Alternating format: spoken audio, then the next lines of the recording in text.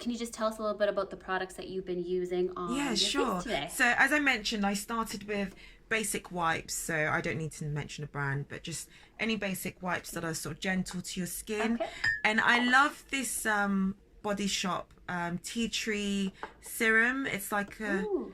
yeah. Oh, I've used It's their so tea tree stuff lovely. I love before, their yeah. tea tree range in general, but this one I find really good as just a base. And then I love Origins. I would like spend my month's food allowance, my month's going out food allowance to get like as many of their products as I can. So this one I'm actually just trying out today. I've actually not opened this one before now, but this is their Mega okay. So it's your Mushroom first. Relief Resilience, and it's like a soothing treatment lotion, but actually came out very, very liquidy, so just be careful with pouring it out. Yeah, Some more because serum-y. it wasn't as much of a lotion as I thought. It's more sort of like liquid, but I love it because you can just put it in the areas where you're having a bit of problems. And I've actually been using Origins since I was 16, and I think that's the reason why I don't have like spots on my skin, because I started quite young. Because you started taking care of your skin early, which is And do very you know the funny important. thing is, my older sister was obsessed with getting samples. So at 16, I couldn't really afford Origins. They're quite, I mean, they're reasonably priced, but they're not cheap, basically. Yeah. But my sister loved getting samples, and then when she'd use a little bit, and then when she was done, she'd give them to me. So I got to sample all these Origin products and other products, but Origins was the one that worked the best for me. So That you liked, and you I mean, loved it. to be very honest, old habits do die hard. If I run out of something, I might go and ask them for a sample. But I always go back to buy like their they have these amazing gift sets, and I prefer that because it's great values. Yeah. But yeah, I still go in there and get a sample every now and then. We all And then do it. just quickly, this is a great one. This one is their serum, and I love this one. This is also from the Mega Mushroom range. Okay. Yeah. Okay, so that's what I use in general as my basic skincare. And to be honest, this is like my foundation. I don't really use foundation unless I'm doing a photo shoot or I'm going on a fancy date. So I usually let my skin breathe as much as possible. Yeah. As much as possible. Speaking of dates, are you single? Yeah. Are you? What's the? We don't. Good question. You know what? It's just weird. I won't answer it fully. Okay. But I will say that I am just enjoying finding myself again, because this year it knocked me. It knocked my confidence. And so actually that's why I've got these pictures up here, to remember how badass I am. And it's usually actually from travel that I feel this sort of like this aura of me that I'm like, yeah, fearless Kai. But I'm trying to also find that within my home space in London. So I put these up here as a reminder of, like, you know, my power in a sense, or just being happy. And so Amazing. I'm dating myself. You might see on my Instagram that I've taken myself to like some table for one dates a few times. I love that. I mean, you said a lot of it was to do with celebrating my achievements, but I think it's really important. Yeah. I actually thought I would do it like a once a month thing, where I go on a date just for myself.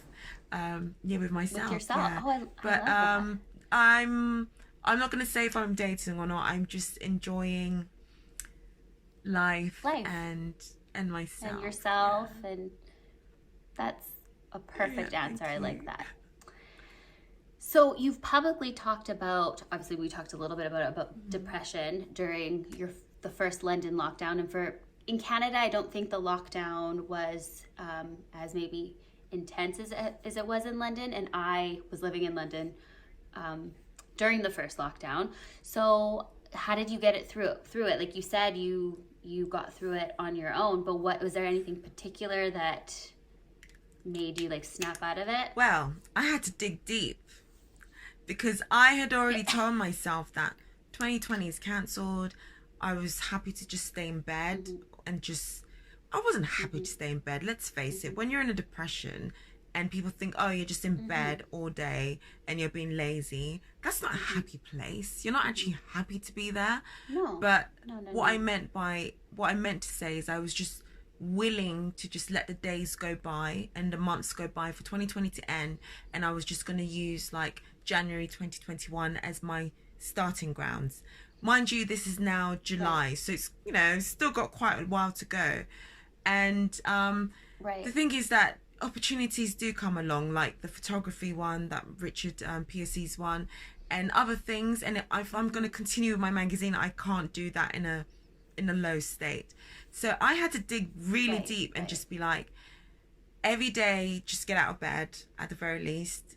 Even if you don't pop out the house, just get out of bed, and do your chores and keep busy.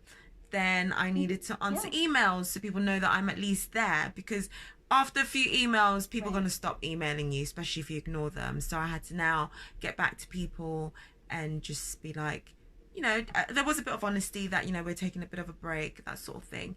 But what really saved me was also just finding things I enjoy. I've always loved yoga as a way to recover from any sort of low mode, but even more so hot yoga. If you don't know about hot yoga, well, if you love heat, then fine. But if you don't love heat, maybe it's not for you. I love heat. And finding hot yoga and just how it made me feel after a session where you sweat it out. I realized with me, I need to literally sweat out my pain, my anxiety, my stress. I need to see it. And the sweat symbolized that. That's why I'm so connected to hot yoga. So when lockdown was lifted, the gyms have, my gym opened up. However, the hot yoga classes weren't on. So I Googled, instead of sulking, I was ready to go back into bed, to be honest. But then instead of sulking, I Googled hot yoga in London, and I found Bikram Studio in London Bridge. And I told myself, yes. Bikram? I've never done Bikram. I've done hot yoga, but Bikram is an original style of hot yoga. So if it's called hot yoga, it just means that they're not allowed to call it Bikram if they haven't got the license, sort of thing. But I wanted to do the original, and I said, yeah, why not? So I paid for an intro offer, which was, you know, relatively affordable, and it was a 20-day one. I kid you not, I did 20 sessions, every single one of them, and that helped me. The hot yoga helped me get back on track. I wasn't fully recovered. I think I was thinking it was going to be a magic thing where after a few sessions I'm back to normal. It did take a lot of effort to get me from Soho to London Bridge. It's not even that far, but I'm so used to doing stuff in my area that, and also when you're feeling anxious, to go into, first of all, to leave the house is a chore, let alone to leave your borough to go somewhere else. It's just like, oh my gosh, why am I doing this? But after I do the class, I felt good, and then I became a bit addicted actually, and so I didn't mind going. And I'd also cycle up there because I was a bit scared about using public transport. So hiring a bike was the easiest way to get up there. And that was amazing. But again, it didn't fix everything. I had to find it within myself to really feel alive again. But that said, have you, speaking of Bikram yoga, do you have Netflix? I do, yes. Have you seen the documentary on it? Was it yoga? Healing? Was it called Healing? No, it's called, I think it's just called Bikram. I wonder if that's, sorry, I'm getting them a bit confused. I've seen a documentary about the founder of Bikram himself, and so I wonder if that's it. Yes, so I have seen that. Yes. And then I also saw another really good documentary, which was either on Netflix or Prime, I can't remember, about yoga and healing and just in general, and how. Yeah. So what is the biggest lesson you learned while starting your business? Wow. The biggest. Know your worth. Know your worth. I have been so shy about talking about money, and people sense that, and then they offer what they think I think I'm worth. And if I'm all like, oh well, I don't know, do you know what I was actually doing? I would give a discount even before I got a response, because I was so scared of people saying no. So like, I've been there too with my music too. Like sometimes I would just say, "Oh, I'll just do it for free because I need the experience," and then my family was like, "What? Why do you keep no? Like absolutely. you need to. It's a a service that you're providing." service. So now, a year later, a year wiser, you know, I'm charging, and then I'm not charging, because I actually said this to a potential investor and I might have lost the investment. But I'm also in a space where it's like, do you know what? If I can't be myself, then I don't think we're going to get along very well. I told them that so they were this corporation, right? And I said, basically, what I want to do is take from you guys with the money and give to those who don't have it. So my proposal was that they should partner with me, and obviously I'll give them the services that they want, but then I don't charge the small and independent businesses, because there's just no point trying to, like, what are you going to get from them? Like 50 quid? And then the moment you start talking about money, it's almost like you even lose the story. So whereas the corporates, they got the money, they also want to show that they're part of the community and they're doing something positive, and we need the money to print. So it's like, yeah, I mean, if I had it my way and I had all the money in the world, I wouldn't need their support. But actually, it's a two-way street. And so, so yeah, obviously to get their partnership is very important. But I offer the services. It's not that I'm saying I'm going to steal your money and not give you anything. I mean, I put a lot into it. Robin Hood. You're the Robin Hood, Hood, right?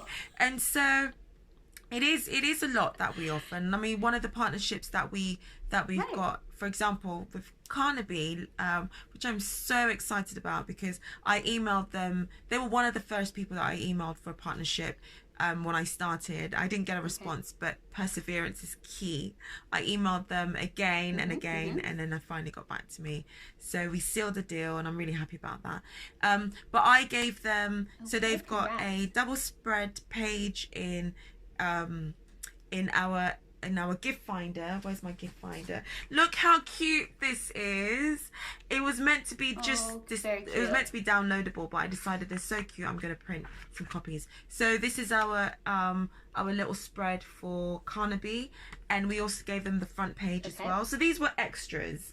And then in our winter issue, the current one, we gave them. They've got an editorial about SoHo Speaks, and they have a lovely advert here, which is like showcasing some of their partners in the area. And then also we featured the Carnaby Archers in our videos. So when they're partners, like, they're the first people that come to mind when it's like opportunities to feature a business, and that's the difference, you know, because they've invested. They basically put their money where their mouth is and said, we want to support this, and so I give the extras when that's the case. Yeah, amazing. So I have just a couple more questions for you. So if you could relive any year you've already lived, what year would it be? That is such a hard question. And I'm quickly just going to diverge a little bit. As you know, I'm also a travel journalist, and I'm writing a piece which I need to send off today because the deadline is tomorrow. It's a travel writing competition, and the question was, I'd love to go back to. So a little bit similar to your question, but yours is about which year. Yes. And the place I said I would love to go back to, which is actually not my usual place that I would go to feel alive and stuff, but it's actually Romania. And I went to Romania. Oh wow! I have a Romanian. Cool. I went to Romania this autumn.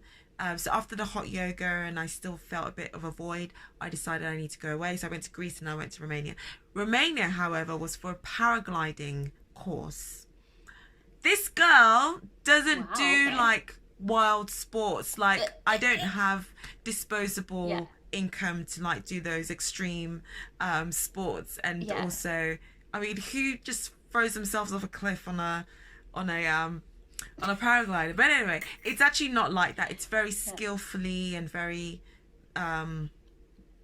technical. But my friend asked me if I wanted to do this course, and I said, you know what, I need to feel alive again, do it. So that's what I've written about for the competition. To answer your question, I don't think I would want to. I would love to relive that experience, but not necessarily the whole year, which is this year. Yeah. So I have to now think back quickly. Obviously, if lockdown hadn't happened, I would have easily just said this year, because my paragliding experience was just amazing. Because actually, you learn to fly solo. So it's not that you're doing a course to fly tandem with an instructor. You fly solo at the end of it. Wow. You fly it was just yourself? amazing. Oh, wow. Hopefully, once I've submitted this travel piece, I can then publish it. Oh my gosh, that was the buzzer. Yeah. I'm not to see who it is. Oh, I think it's a delivery. Can you excuse me 1 second? Okay. Yeah, I'm filming. If you want to film too. I am filming. Hold on, let me put my headphones back in. Oh, do I have to? No, maybe not the headphones, because... Alright, yeah, pop your head through. Hello! Look who Came to ruin my interview. Thanks. Hello! Canada. No, this is Kieran from London Beautiful Life. Hello. And, he introduced me to the wonderful, beautiful Kai. And of course, he has to come and... Absolutely, he has to come and take over the show. Stick his nose into it. No, I'm kidding. I'll see you in a bit, Nina. I'll call you. Love you lots. Okay, bye. Yeah, call me later. Bye. I love this, and that's the beauty of Soho. It's so spontaneous. I put my...